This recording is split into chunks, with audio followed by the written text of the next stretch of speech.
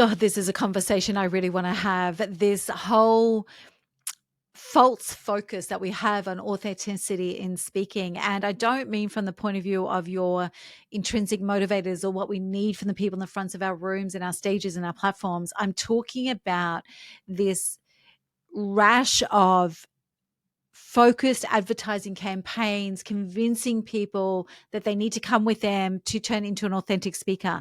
I'm talking about the pressure and the sales pitches done, which are all about come with me and I'll make you an authentic speaker. Now, if you've been around this long enough from a trainee and coach perspective, because there are a lot of good ones out there, I'm going to put myself into that category. If you've been around this game long enough, then you know who I'm speaking about. You see their ads in the feed or you go and investigate them and you're literally like, WTF, right? This is not who we need in our industry. This is not who, and they are all loudly banging their tin cans saying, we will make you an authentic speaker. If you're somebody who has been continually looking to improve your speaking skills, I can guarantee you, if you've been actively investing, you've ended up in one of these rooms. And by one of these rooms, I mean the rooms where you buy in because they're going to actually help you hone your message, your way based on your experience and your expertise. And you know that they've sold you the dream of becoming an authentic speaker. And you get in the room, and behind closed doors, it is literally, I will make you an authentic speaker in my likeness. I will make you an authentic speaker the way that I speak, the way that I tell my stories, the audiences that I've found, and the way that I made my money. And that's all well and good to share your success, but to say that actually creating authenticity means you then have to do it in my likeness using my formulas and the ways that I tell my stories actually is counterintuitive and counterproductive. And can I say without integrity? Because authenticity matters in speaking. I am never going to argue that. But the amount of people out there selling that they can make others authentic speakers who then can't actually allow that person to shine in their own right is something that actually has to be stopped. Now, I know that's a strong statement, but let me walk you through some gentler ways of explaining it, because I could actually rant about this, swear, scream on stage, on video, through this podcast, but it's not going to help any of us. So some of the really gentle, quick explanations of how this shows up is in also the myths that we are led to believe. So for example, when I walk into a room, if somebody happens to introduce me as a speaker trainer, which thankfully doesn't happen a lot anymore, but if somebody does that, I will have people say to me, I want to do more speaking and I know that I have to be funny. And my response to that is always, are you funny in real life? Because quite literally, if you're not funny in real life, don't try to be deliberately funny on stage. Now, funny is different to humor. Humor is naturally occurring in a lot of stories and we don't even realize it, and we can absolutely amplify it. But believing that you have to be funny to be successful is like just short of ludicrous. Yes, funny, humor, laughing gets people connected and engaged, but it's not the only way. Right? And literally, if you're not funny in real life and you're trying to be funny on a stage, you will not be authentic no matter how much you make people laugh, and it will never feel comfortable. You will literally feel like you are in somebody else's skin.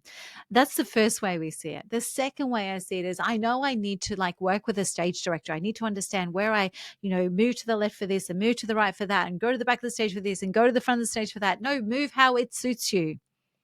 People now know. We have sophisticated audiences. We now know when something is deliberately orchestrated. When something unfolds organically because we know and we are confident in what we are speaking into, it captivates, it resonates. People magically follow you.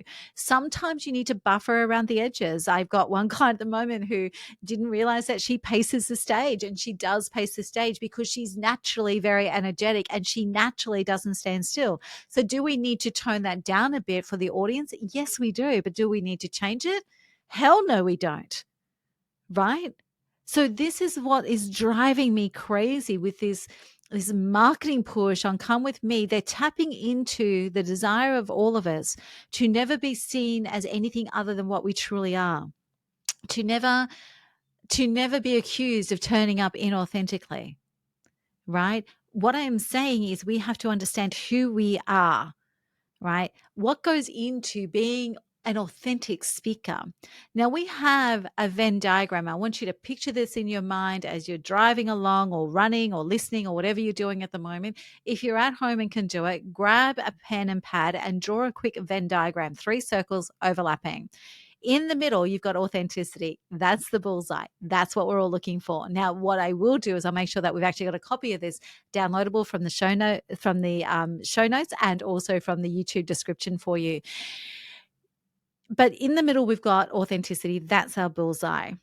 The first or the top circle, I always do mine with 1 circle on the top and 2 on the bottom. The top circle is actually who I am for the first element of authenticity. The second element of authenticity is how I serve.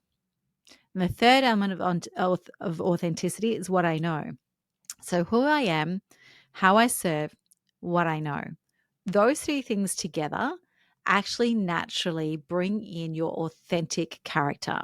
Now, between who I am and how I serve, that is your character. What I mean by that is how you show up in the world.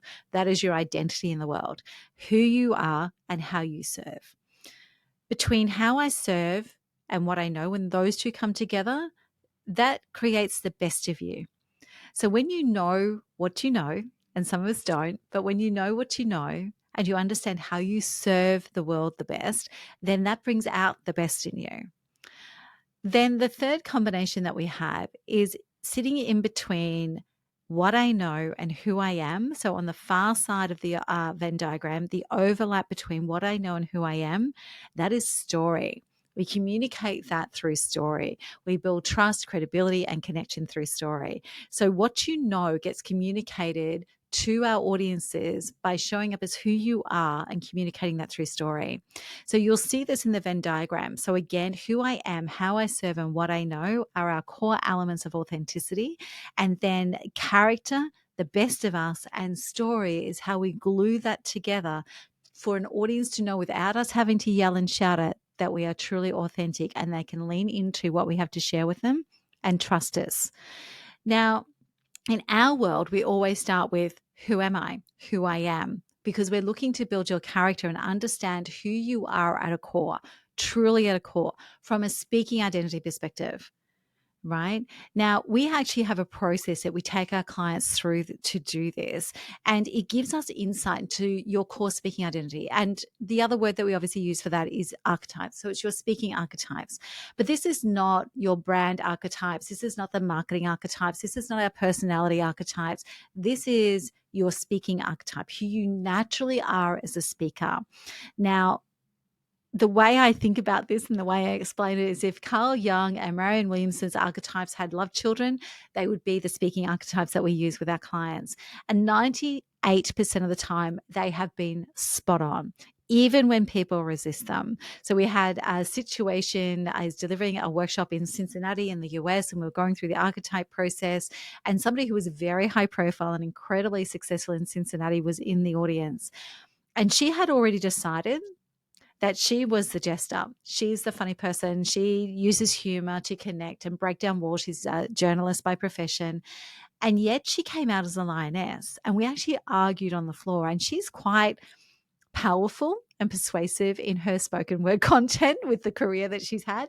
And so we got to a point where I just said, look, let's park this and see what unfolds over the next few days and if we need to adjust. But I do believe you're a lioness.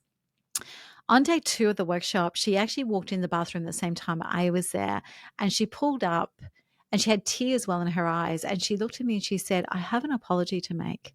I said, what's that? And she said, I am a lioness. She said, I had to become the jester to make it and to keep a sustainable career over the amount of time that I've had my career for.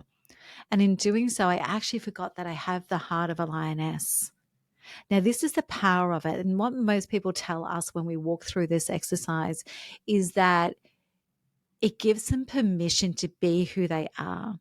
Now, if we're thinking about and talking about authenticity, I can't think of a more powerful place for you to get to. It is literally one of the most soul-filling elements of what we do with people. Understanding who you are as a speaker, your true core speaking identity, then allows us to inform the structures you should use, to think about whether humor and funny comes into it, to understand how you should use the stage, to understand how you should show up, to understand the purposes for your speaking if they're congruent. And if we start with that, nothing else goes wrong. Now, I mentioned before that our speaking archetypes are kind of like if Carl Jung and Marianne Williamson had a love child, these are the archetypes that would appear. And there's 3 categories. So we have 16 archetypes in total, and there's 3 categories. And whilst we don't have time today to run through all of the archetypes themselves, I wanted to talk to you about the categories that we use with our speakers, because I think it's really important to understand just what it is that we're looking at and what some of the differentiators are. So the 3 categories that we use with our archetypes are across category, connection, impact, and wisdom. And the first one is connection. I'm actually going to read these straight out for you so that I don't miss any of the detail. But connection is all about, it matters to you to create connection wherever you are, from any stage or any platform. That actually is more important for you than anything else. You need to be able to bring people together and create a common understanding. You want people to feel into your message. You want them to believe in it, to follow you, to create community. Relationship and engagement matters, especially if you have the opportunity to shift someone's perspective on what it takes to create all of that. So the first one of connection is not about, we need to connect with all the audience. It's actually about your motivators, what lights you up, what brings the best of you to the stage. So that's the first category of connection. The second category is impact. And again, I'm going to read it. With impact as your core purpose, you are someone who refuses to or does not want to accept the status quo in some part of your or the world. It matters to you that what you do makes a big difference. You are here to make a dent in the universe, and you will use all of your skills and your smarts to create that dent. You are also though drawn to speak up and step in only when you know you can make that difference. So you're very singular focused. You invest in your ability to cut through. You want to jolt people. Some people want to slap people awake. That's the impact makers. Then the third category we use is wisdom. And wisdom is being immersed in the core purpose of wisdom is that you want to share. You are not focused on the impact you can personally make, but how you can get wisdom and insight and learning and everything you know to be true about the world into the hands of others who can truly create that difference as well. It's like you're the kingmaker, and you want to create kings around you and send ripples, queens and kings.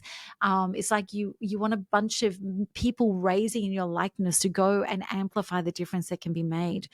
This is often about being the queen maker, as I said, rather than the queen, or the king maker rather than the king. And although the most powerful speakers and communicators exist in this world where they're actually making sure that they're getting their wisdom into the hands of others, they can also take the lead. They can straddle both roles very, very comfortably. So across those categories, when it comes to connection, the connection categories that we have are jester, queen, luminary, lioness, preacher, and rock star. Right now, some people may think that a rock star is more about impact, but trust me, they're about connection. Then in the category of impact, we have the magician, the rebel, the liberator, the hero, and the advocate. When it comes to the category of wisdom, we have the catalyst, the explorer, the guide, the professor, and the sage. Now, it doesn't matter which one of those that you actually are or want to be, but actually are. It doesn't matter which one of those you are, they'll be right for you. And that then informs how you personally should be showing up with your own speaking strategy and your own speaking style to be truly authentic. Because authenticity isn't something that you create. Authenticity and authentically speaking is simply someone who you are.